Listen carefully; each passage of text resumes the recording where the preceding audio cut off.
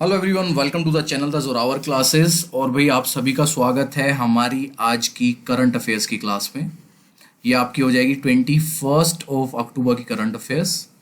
और जैसे मैंने आप सबको चेताया हुआ है, बताया हुआ है कि किसी भी दिन आपका टेस्ट हो सकता है, तो आई होप आपने जो अभी तक नोट्स तैयार किए होंगे अपने करंट अफेयर्स के, आपने उनका रिवीजन अच्छे से कर लिया होगा।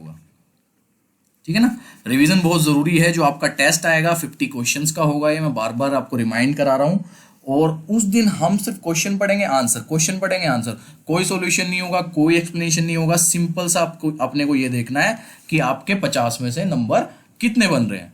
और आज हो गया है हमारा वेडनेसडे, तो यानी कि हमारे पास बचते हैं 2 दिन, थर्सडे और फ्राइडे। तो थर्सडे और फ्राइडे में से किसी भी दिन आप लोगों का ये जो टेस्ट है, सरप्राइज टेस्ट है, ये हो सकता है। और मैं फिर से कह रहा हूं, जो बच्चे इसमें 45 प्लस स्कोर करेंगे ना, उनका कॉन्फिडेंस जाएगा बूस्ट, मतलब कि ऊपर की तरफ। और जो बच्चे इसमें 30 या 35 स्कोर करेंगे और वो देखेंगे कि कमेंट में जो है 45, 48, 49 इस तरीके का स्कोर आ रहा है, वो उनका मोरल हो जाएगा डाउन, और ये 45 वाले हो जाएंगे रॉकेट। तो इसलिए बहुत जरूरी है आप सब लोगों के लिए कि जो ये टेस्ट होना है उसमें अपना पूरा जितना हो सके उतना दे। यही चीजें होती हैं जो आपका मोरल बूस्ट करती है और मोरल को डाउन करती है। ठीक है जी। चलिए फ्रेंड्स, आज की जो है वीडियो स्टार्ट करते हैं। सबसे पहला क्वेश्चन लेते हैं। राजकिरण राय को हाल ही में किस संगठन का अध्यक्ष नियुक्त किया गया है? फिर से अध्यक्ष, नियुक्ति, यानी कि अपने आप में स्टार क्वेश्चन बन जाता है। Rajkiran Rai has recently been appointed the president of which organisation? और इसका आंसर है भारतीय बैंक संघ, इंडियन बैंक एसोसिएशन का जो है इनको प्रेसिडेंट नियुक्त किया गया है। किसको? राजकिरण राय को। बहुत इंपॉर्टेंट क्वेश्चन है, बिल्कुल पेपर में आने लायक है और ऐसे क्वेश्चन आते हैं।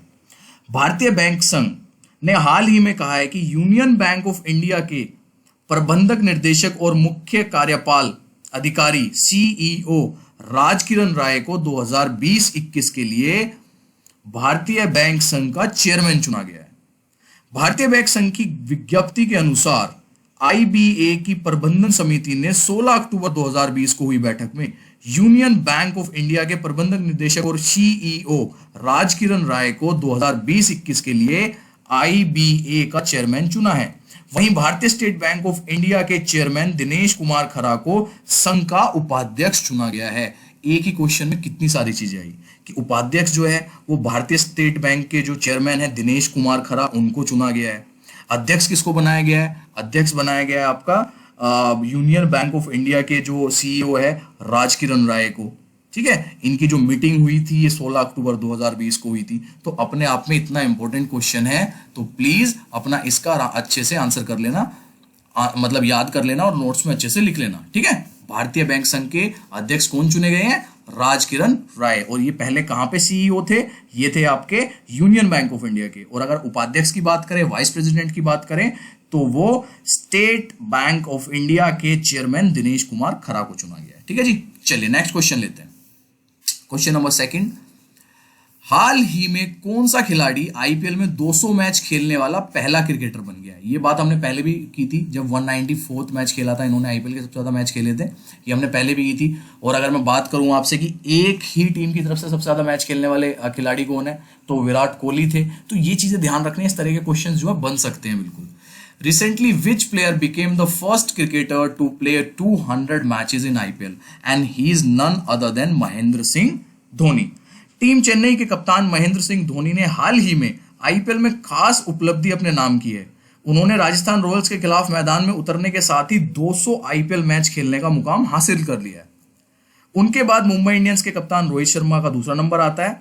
उन्होंने अभी तक 197 मैचेस खेले हैं। धोनी ने चेन्नई सुपर किंग्स को अपनी कप्तानी के दम पर 3 बार चैंपियन बनाया है और 8 बार फाइनल तक पहुंचा है, जो कि एक अपने आप में बहुत बड़ी उपलब्धि हो जाती है। चलिए जी, क्वेश्चन लेते हैं नेक्स्ट। Question number 3।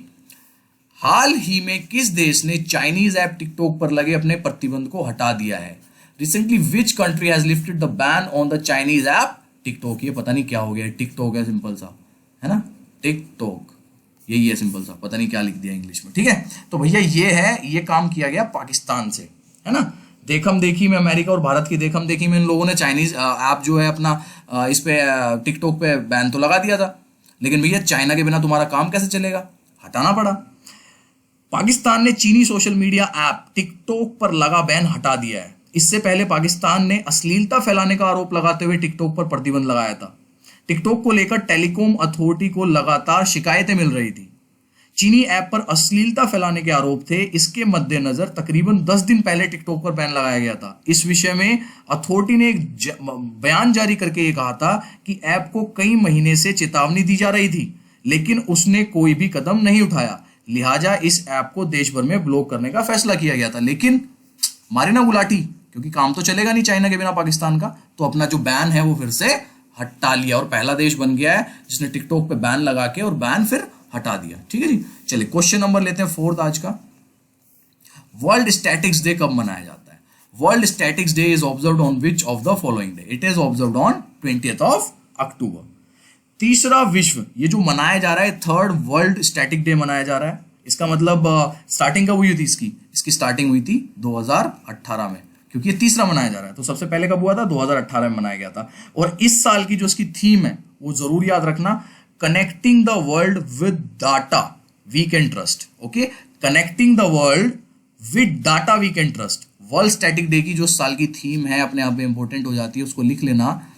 थीम है connecting the world with data we can trust. ठीक है, तो भाई ये अच्छा क्वेश्चन बन जाता है अपने आप में। तीसरा मनाया जा रहा है, सबसे पहले 2018 में मनाया गया था। चलिए क्वेश्चन नंबर लेते हैं 5।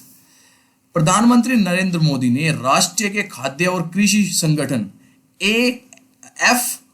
FAO की 75th वर्षगांठ के मौके पर कितने रुपए की स्मृति सिक्का जारी किया है?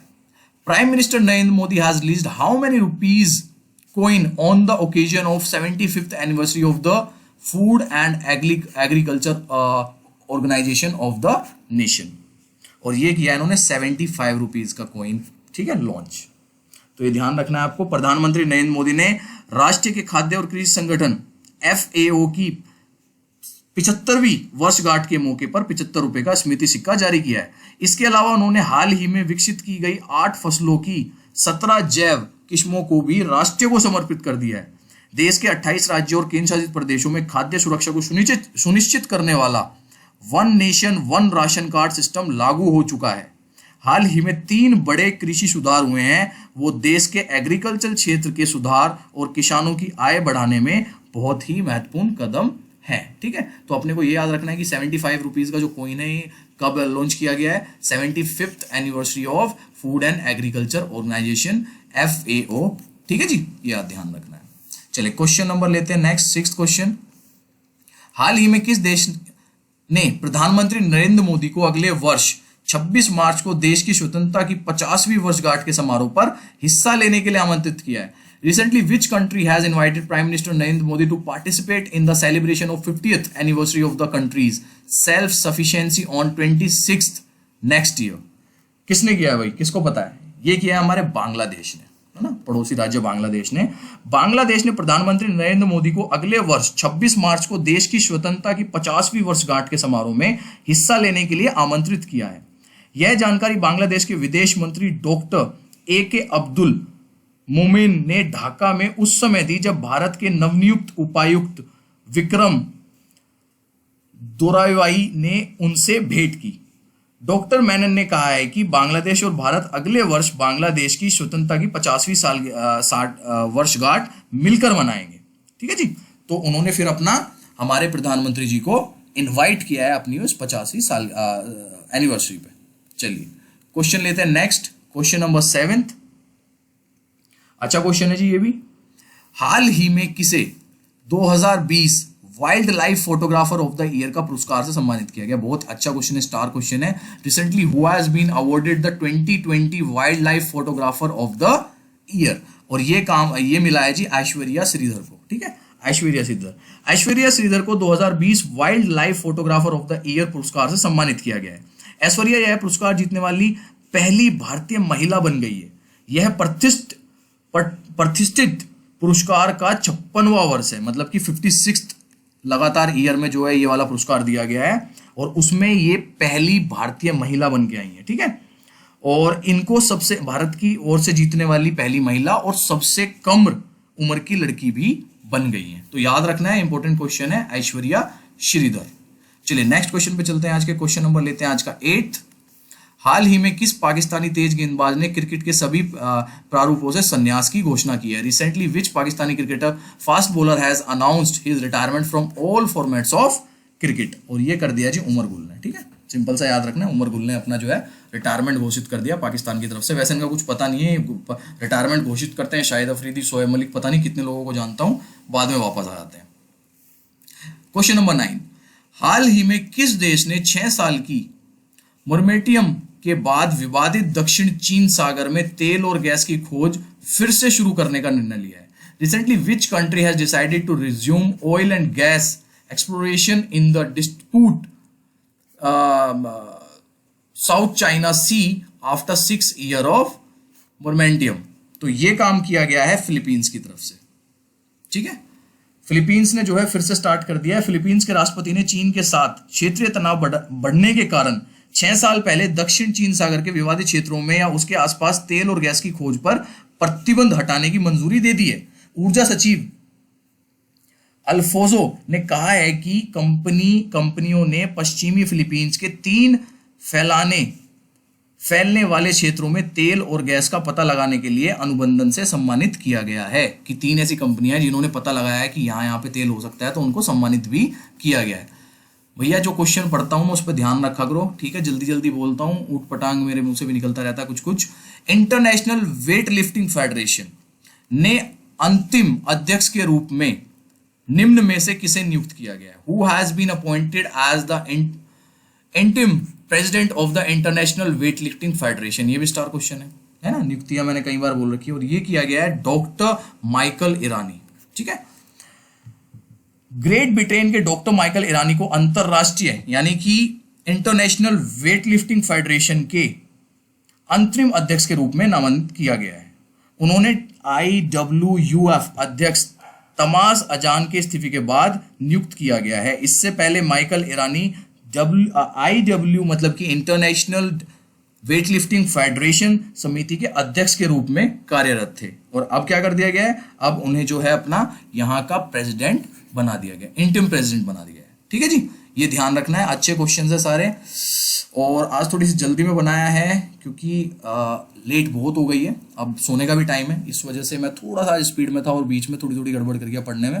क्योंकि मैं करता क्या हूँ, आपके क्वेश्चंस लेता हूँ, उसके बाद नोट्स बनाता हूँ, इसको लिखता हूँ एक जगह पे और फिर उनको रीड करता हूँ, कहीं कुछ चीज़ आप लोगों के लिए छूट ना जाए इस तरीके से। तो हिंदी में थोड़ी सी मेरे साथ गड़बड़ रहती है हमेशा, वो ऊपर नीचे हो जाती है, लेकिन हमें कंटेंट से मतलब होना चाहिए कि हमें कंटेंट क्या मिल रहा है। ठीक है ना, कंटेंट 1 नंबर होता है हमेशा, प्लस कंटेंट मिलता है यहाँ पे, आपको अच्छा कंटेंट मिलता है। तो आई होप आपके नोट्स जो हैं वो अच्छे से प्रिपेयर हो रहे होंगे और उनका रिवीजन अच्छे से चल रहा होगा। और अभी से ही देता हूँ मैं आपको best of luck for your test, which test? Current affairs test. ठीक है जी, दैट्स ऑल फॉर टुडे। अब अपन लोग मिलेंगे रात की क्लास में 9 बजे। ये हो गई आपकी 3 बजे class. Bye everyone, take care.